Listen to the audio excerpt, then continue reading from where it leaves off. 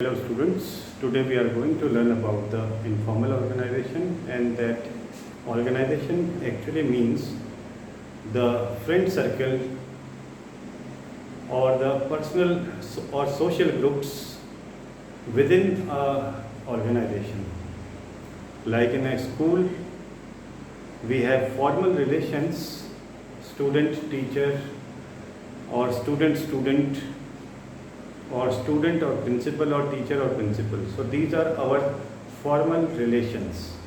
But within this formal organization, we may have informal organization. And this informal organization is created automatically.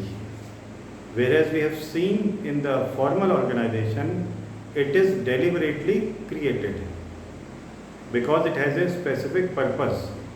Like school has a purpose, like any company has a purpose. So these are created purposefully or deliberately, but the informal organization arises automatically or spontaneously within the formal organization.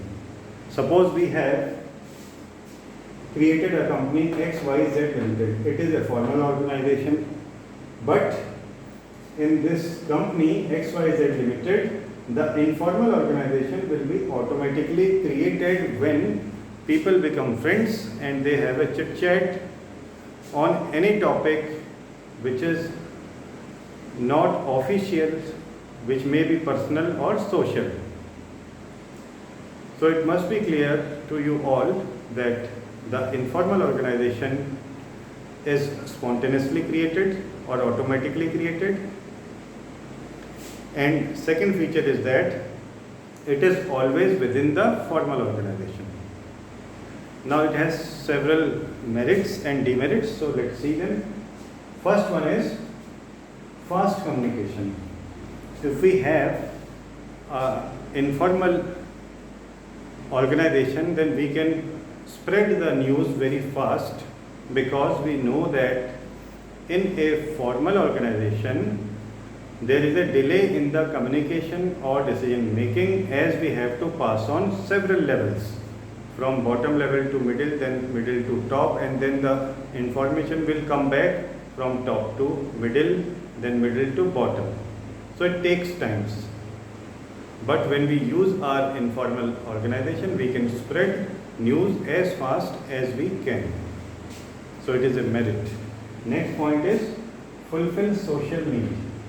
Every human being has social needs to share their views, and these needs are generally not considered by the organization or formal organizations. But when we created our informal groups or informal organization, then these needs are taken care of by our friends. That's why it fulfills our social needs. We cannot do work like a robot. Suppose a person is working in a company and he goes daily to his routine job without talking to anyone, he comes back. So what will happen? After several months or years, he will be in depression. So for that purpose, we need to speak up with the people to share our views, and that type of our requirement is fulfilled by the informal organization. Next merit is correct feedback. If it is actually a situational point, if the news is correctly passed on to the receiver, then it will automatically gives us the correct feedback. It may also gives wrong feedback or sometimes. So here we are writing the merits, so we will write only about the positive aspect, that is, it gives correct feedback. That's all. Now we have several demerits, and the first demerit is spread rumors.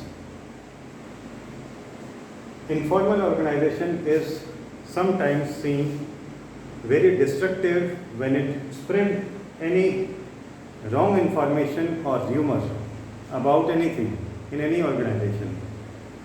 That's why the bosses at the top level don't want to arrange any informal organization or groups. So it is very difficult for a company to survive if its informal organization spread rumors. So it's a demerit. Actually, it is fake news, or we can say wrong news. Then next point is unsystematic. Formal organization have a structure like top level, middle level, bottom level. But here informal organization doesn't have any such structure. No, it doesn't have any post. It doesn't have any senior subordinate relation. It doesn't have any reporting relationship. So it is very unsystematic, and that's why it is a demerit. Next point is may bring negative result. If it can spread rumors or negative news, then also it may bring negative results. So it depends how the message has been conveyed. If it is correct, then it will be a demerit, correct feedback.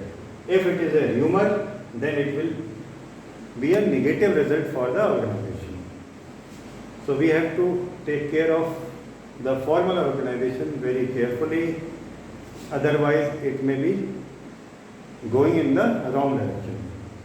The next point is more emphasis on individual interest. Actually, it doesn't have anything about the organization. It is created just for the purpose of our social requirements. And if social requirements are the center of the, or we can say at the core of the organization, so this informal organization always take care about the individual interest, but we know that the organizational interest is more important for us.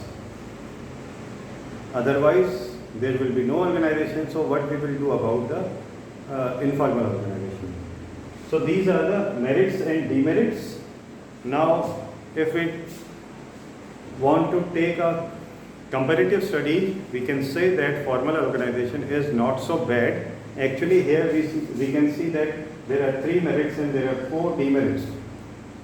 So it seems that it is a wasteful activity, but it is very important aspect of every organization. And if a manager is very reasonable, or we can say a good manager can use both the formal organization as well as informal organization. If informal organization can be helpful for the formal organization, then why to leave it? So my suggestion is that a good manager always use both formal and informal organization, although the role of formal organization is very large and the informal organization has very less impact on the organization, but we have to take care of our employees and their social requirement must be fulfilled, and the informal organization may be lead to the progress of the organization. So thank you, students.